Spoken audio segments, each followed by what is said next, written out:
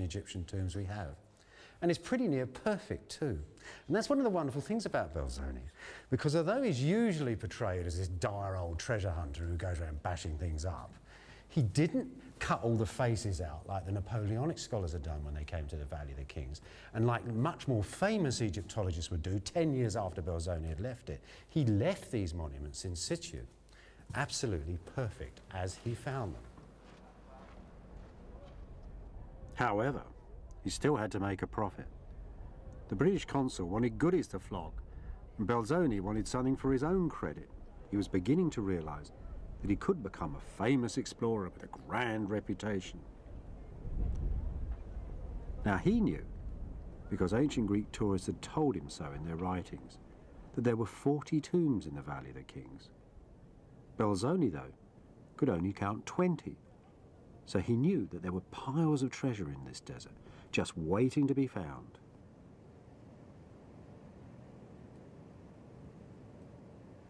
Belzoni was a quick and practical man, much more practical than most archaeologists who've ever worked here. And he'd been able to read this landscape like a book. What to most people today just seems general sort of mounds and chaos in the desert, to him would have told him what was going on under the ground. These are chippings. Look, every one of them has got a chisel mark where an ancient quarryman has whacked it off the wall. Now look at this mound behind me. That is not a natural mound. That is a mound of chippings.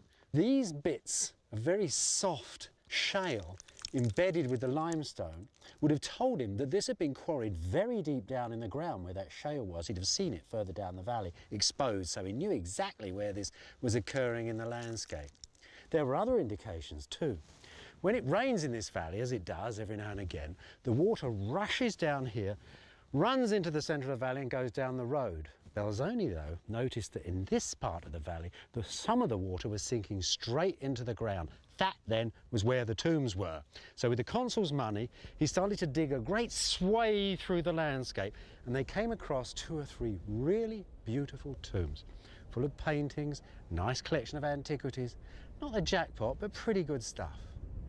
Then one day, the greatest day of his life, says Belzoni, he found the tomb that would become the most famous monument in all of Egypt. The king's name was on the door, Seti I, who'd ruled Egypt in the 13th century BC. In Belzoni's day, though, no one knew that because no one could read the hieroglyphs. Belzoni's enormous tomb, though, was immediately famous and much visited.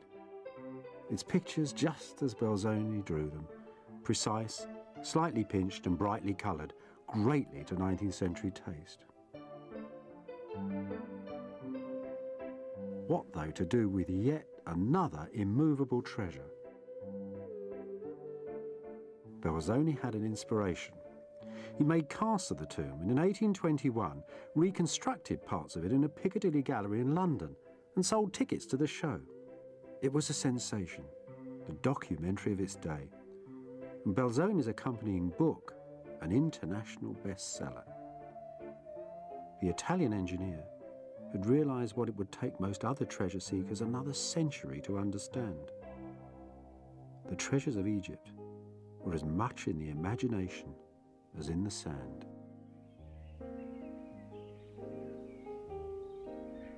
A year after Belzoni's London exhibition, a Frenchman, Francois Champollion, announced that after years of study, he had deciphered Egyptian hieroglyphic writing. It was the first ancient language to be deciphered in modern times.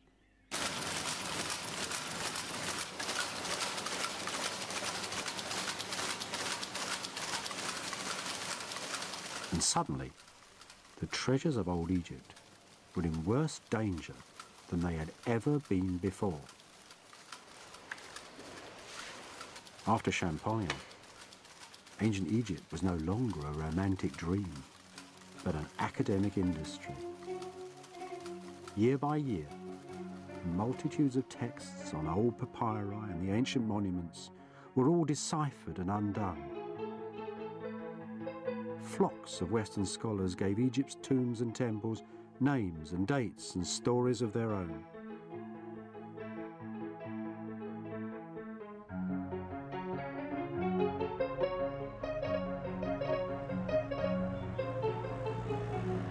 In 1843, Herr Dr. Professor Richard Lepsius of Berlin came to Egypt with a royal expedition to make a sort of Prussian version of the Description d'Egypte.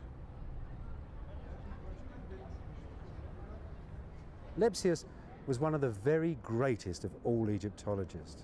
Now just think of it. The great man comes here just 15 years after the decipherment of hieroglyphics. The Frenchman who worked on the Description knew nothing of what they were writing down on those sheets of paper. Lepsius could read the names. He could see the name of Ramesses under a head. That made the head worth 100 times more than if it said Fred Bloggs.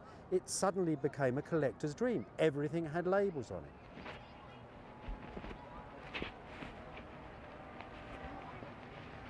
it. These are the mighty stones that cover the burial chamber entrance of the Great Pyramid. And carved upon them is a glorious hieroglyphic inscription in honor of the King of Prussia's birthday. Designed by Lepsius himself. And it goes on with Prussian eagles and iron crosses, the whole lot. It lists all the artists, the architects and the director of the expedition, and it honors the king in titles that a pharaoh would be proud of. This guy isn't ruler of the Nile, he's ruler of the Rhine. It's a wonderful metaphor for the way that modern Europe was moving in on ancient Egypt, taking over its history and taking its treasures too. Lepsius shipped 60 barge loads of them out. Not just innocently gathered heaps of treasure either, but the most careful, the most scholarly selection of art and architecture sampled from the most famous temples and tombs of every epoch of ancient Egypt's history. Other nations too were building similarly vast collections. The slow trade of Belzoni and the consuls was threatening to turn into an international feeding frenzy.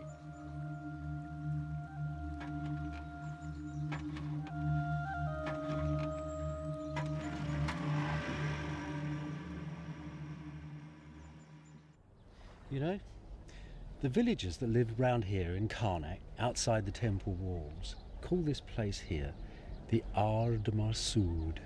It means the enchanted land. It's almost as if through 3 changes of religion, 2,000 years, they'd kept a memory of what this great building once contained, when its walls were plated with gold and its doors shone with bronze, and there were ingots stacked in the treasury and golden vases and treasures beyond belief. The old villagers used to say that once a year, a magic golden boat sailed on the sacred lake, and it was piled with gold and silver and precious stones, and that all you had to do was to walk onto the boat and you could take everything you wanted, with one condition: you weren't allowed to speak. Now this was very difficult for the local people because they like to speak a lot, and anyway, when they find a treasure they have to thank their God, so not one person had ever managed to get on and off that boat with a pan full of gold. There was somebody who did it, they said.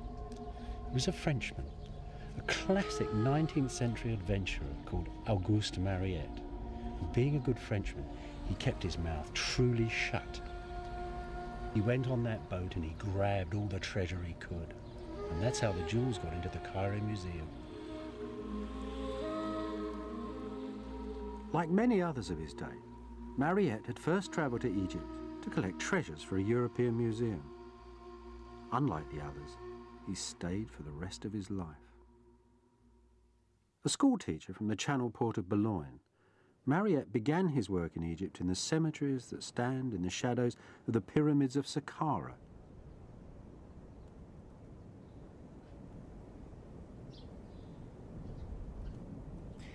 Mariette dug up hundreds of tombs like this, all over Saqqara. And he found thousands of statues in them too. Some of the greatest ancient Egyptian statue the world has ever seen came out of this sand. He wasn't a very brilliant archaeologist. He sometimes let his work gangs go on for months when he wasn't here, completely unattended.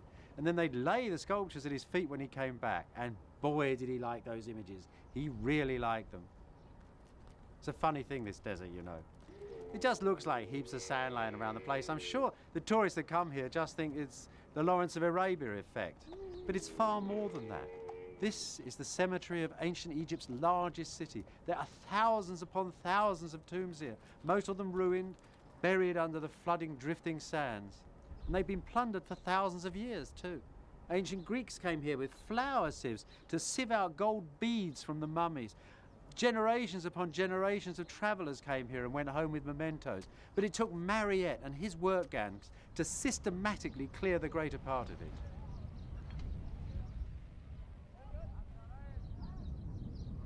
Mariette knew this landscape. He could tell what was natural and what wasn't natural. These are decaying limestone blocks. And this would have told Mariette that somebody had built a tomb here. This too is an obvious giveaway. You see these great black band running down here. This is mud brick.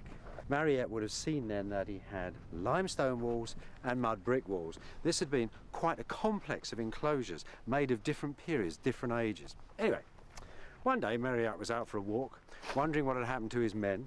Just as he gets to the tomb, all of a sudden, the men rush out the door of the tomb, shouting, "Ch4Beled, Ch4Beled!" Mariette must have been fairly amused at this. See, Ch4Beled means the headman of our village. What the hell was the headman of the village doing in the tomb? So he went in. And you can imagine, it must look much like this place. Funny sort of shafts in the sand, all the abandoned tools. And there he found the most extraordinary sight, because the men were taking down part of a mud brick wall, like that one there. And suddenly, just as they opened the bricks, the sunlight flashed on a statue. Now, this statue was made of wood, but its eyes were pure crystal. And for a second, the men had thought it was a person. It looked, in fact, just like the headman of their village, as if he'd been entombed for eternity. It was one of Mariette's greatest discoveries. The statue is now very famous and in the Cairo Museum. But he'd also seen something else. What he'd seen was that the people he was working with, the actual Egyptian labourers, were relating to the things he was finding absolutely intimately. The real marvels that Mariette dug up at Saqqara were not so easily carried off, though. The greatest tombs of the Egyptian Old Kingdom, made in the 3rd millennium,